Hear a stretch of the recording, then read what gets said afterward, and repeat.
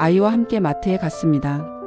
처음엔 조용히 장을 보고 있었는데 갑자기 아이가 장난감 코너 앞에서 멈춰 섭니다. 엄마, 나 이거 사줘. 이거 진짜 갖고 싶어. 처음엔 달래봅니다. 하지만 아이는 바닥에 드러눕고 울음을 터뜨리며 더 크게 외칩니다. 주변 사람들의 시선이 따갑게 느껴집니다. 엄마는 얼굴이 화끈 달아오릅니다. 속으론 이런 생각이 들죠. 지금이라도 한 대 때려야 하나? 이걸 그냥 안고 나가야 하나? 왜 이렇게 말이 안 통하지? 이럴 때 우리는 감정에 휩싸이기 쉽습니다. 하지만 부처님은 이런 순간에 대해 이렇게 말씀하셨습니다.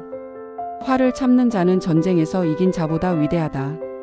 부처님의 가르침에서 중요한 건 상대방을 통제하거나 굴복시키는 것이 아니라 내 마음을 다스리는 것입니다. 부처님은 또 말씀하셨습니다.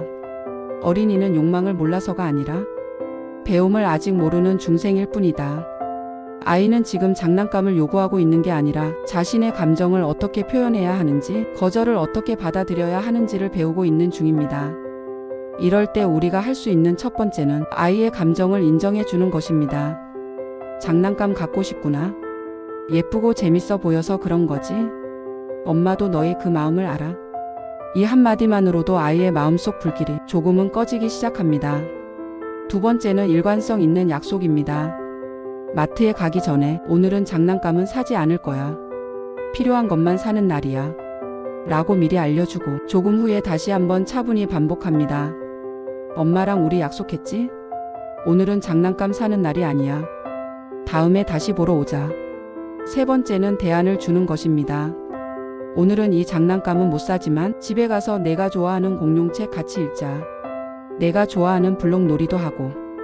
부처님의 가르침은 결국 아이를 제압하라는 것이 아니라 스스로 다스릴 수 있도록 길을 열어주라는 뜻입니다.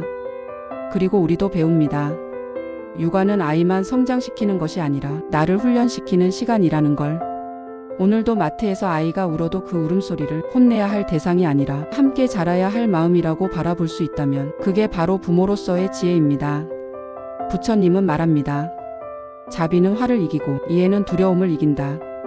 지금 우리에게 필요한 것은 아이와 나 모두를 따뜻하게 감싸줄 한 줌의 자비입니다.